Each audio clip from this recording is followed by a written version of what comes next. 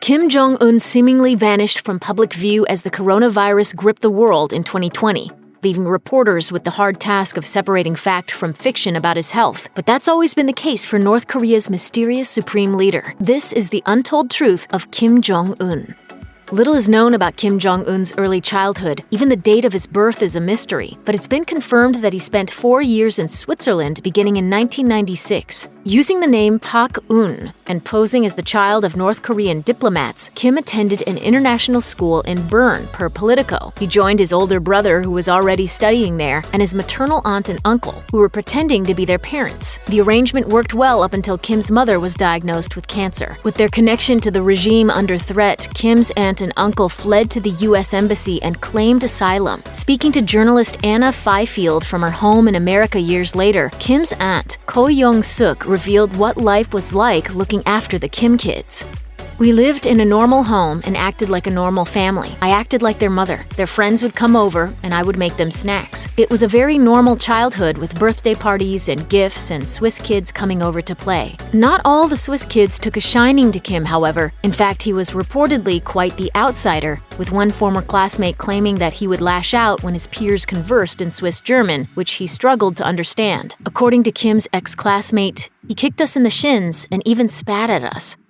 According to Anna Fifield's book, The Great Successor, Kim Jong-un has always loved basketball and would often get scolded for playing too much during his school days in Switzerland. His mother was reportedly horrified when she discovered her son sleeping with his official NBA ball every night. Whenever Kim played, he would wear his same Michael Jordan Chicago Bulls jersey and a pair of Air Jordans. His love for Jordan was apparently passed down by his father, who once asked the U.S. to send the NBA star to North Korea, according to ABC News. Jordan never made it to North Korea, but years later, Kim managed to get another Bulls legend to accept an invitation to Pyongyang. Dennis Rodman first visited the country for a basketball exhibition back in 2013, and he struck up an unlikely friendship with the dictator. Rodman told The Guardian at the time, "The Marshal Kim and I had a relaxing time by the sea with his family. He's a good dad and has a beautiful family." He's very strong as a man. He's very strong.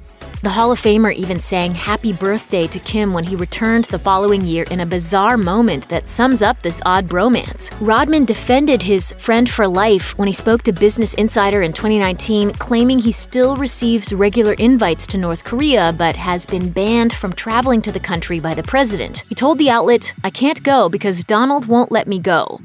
In 2014, a report emerged suggesting that the supreme leader of North Korea had introduced a new rule that made it mandatory for male university students to sport his hairstyle. According to one source who spoke to Radio Free Asia on the condition of anonymity, not everybody was happy about having to adopt Kim's look. "Our leader's haircut is very particular, if you will. It doesn't always go with everyone since everyone has different face and head shapes." The story got even bigger when a London salon used Kim's face on a poster with the words "Bad Hair Day" right next to him. What the owner didn't realize was that the North Korean embassy was just a 10-minute walk away. The day after the advert went up, he was visited by 2 North Korean officials who wanted to know why Kim's face was being used. The manager reportedly told the men, "Listen, this isn't North Korea, this is England. We live in a democracy, so I'm afraid you're going to have to get out of my salon."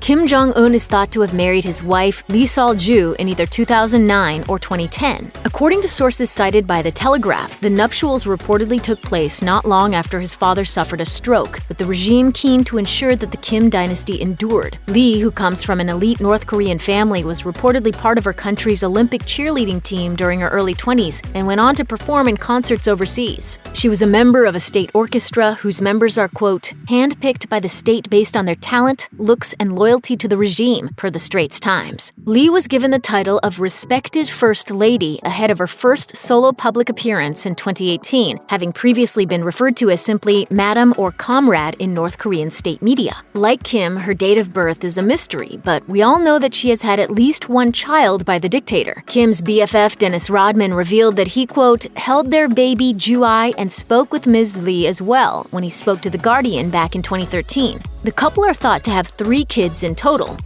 In 2013, China's Shenzhen TV ran a story about Kim Jong-un that had its neighbor and ally up in arms. Per Business Insider, a North Korean official reportedly confirmed to the station that the supreme leader had undergone 6 separate plastic surgery procedures in an effort to, quote, look more like his grandfather, Kim Il-sung.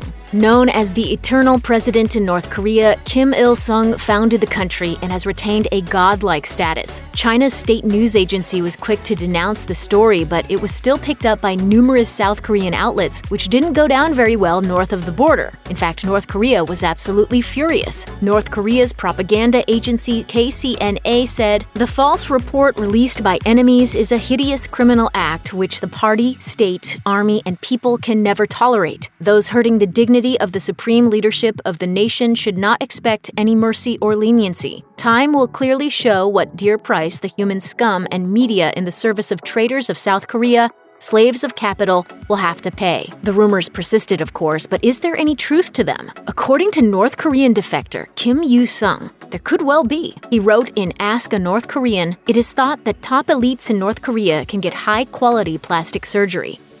One of the wackiest things about North Korea is that the people are reportedly led to believe that the Kim family does not need to use the bathroom, ever. Defector and concentration camp survivor Kang Chol-hwan wrote in his memoir, "They were perfect beings, untarnished by any base human function. I was convinced, as we all were, that neither of them urinated or defecated. Who could imagine such things of gods?" The truth, of course, is that Kim Jong-un is just a man, so how does he perpetuate this clear and obvious lie? Well, he travels with a mobile toilet. Sources claimed to Daily NK that when Kim travels around his country by convoy, one of those cars is actually a lavatory on wheels. One insider said that it would be unthinkable for the supreme leader to have to use a public restroom. The dictator also reportedly packs a portable toilet when he travels overseas. In 2015, South Korean television network YTN came into possession of a North Korean teacher's manual that had been distributed to schools across the totalitarian country. The text, intended as a guide to a newly introduced class called Kim Jong-un's Revolutionary Activities, was packed with outrageous claims about the supreme leader's childhood. According to UPI, the booklet stated that Kim was a skilled artist and composer of classical music. This could well be true, but we're pretty sure he wasn't driving by age 3. North Korean children are apparently being taught that Kim was a child prodigy who could handle a vehicle as a toddler. It's not the only amazing thing he could reportedly do at 3 years old either. According to The Guardian, state propagandists have claimed that little Kim could shoot a light bulb from 100 meters away by that age. By 8, he was apparently able to drive a truck at 80 miles per hour. And as a 9-year-old, he supposedly, quote, raced the chief executive of a foreign yacht company and beat him. Kim Jong-un has reportedly executed numerous people since he came to power, family members included. In 2014, a state-backed Chinese newspaper claimed that Kim killed his own uncle in horrific fashion. The report alleged that Jang Son-taek was stripped naked and thrown to a pack of 120 starving dogs, along with at least 5 people from his inner circle. Hundreds of officials are said to have witnessed the gruesome spectacle. It is really hard to exaggerate the extent of the police state in North Korea. If reports are to be believed, Kim is a big fan of utilizing animals in his executions, and he's apparently upped his game considerably in recent years. In 2019, the Daily Star claimed that the North Korean leader had ordered the construction of a huge piranha tank in his residence, reportedly based on the one used by Bond villain Carl Stromberg in 1977's The Spy Who Loved Me. According to the British newspaper, he tossed one of his generals to the imported flesh-eating fish after he suspected him of planning a coup.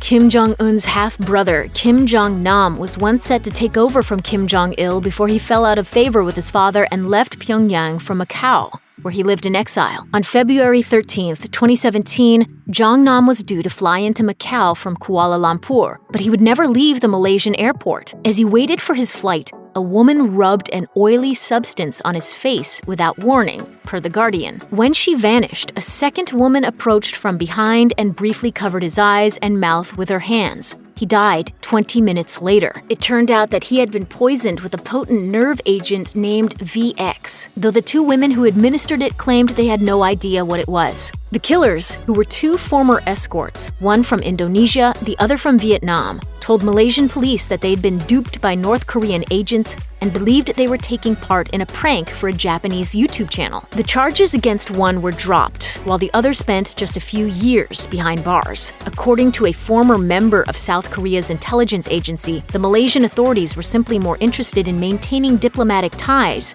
than seeking justice. Rumors that Kim Jong-un was gravely ill following a botched heart surgery began to spread like wildfire when he missed a celebration event marking his beloved grandfather's birthday in April 2020. Some reports suggested that he had been left in a vegetative state, while others claimed that he was actually already dead. A doctored image of him lying in this state went viral, adding to the confusion. The story began when a website ran by North Korean defectors claimed that the supreme leader's cardiovascular issues had been worsening. There's no concrete proof of this, but if Kim is in good health, then why has he gone AWOL? Kim has a history of temporarily vanishing for health reasons. He was absent for 40 days in 2014 as he reportedly suffered from gout, but he's never missed his grandfather's celebration day before. Add in the fact that China previously sent a team of medical experts to North Korea, and it seemed pretty clear that he was in trouble, right? Not necessarily. As of the making of this video, the South Korean government claims to know exactly where Kim is, telling Reuters that he is likely in isolation amid the coronavirus pandemic. The unification minister claimed, "It is true that he had never missed the anniversary since he took power, but many anniversary events, including celebrations and a banquet, had been canceled because of coronavirus concerns. I don't think that's particularly unusual given the current situation." Check out one of our newest videos right here. Plus, even more Nicki Swift videos about your favorite hot topics are coming soon. Subscribe to our YouTube channel and hit the bell so you don't miss a single one.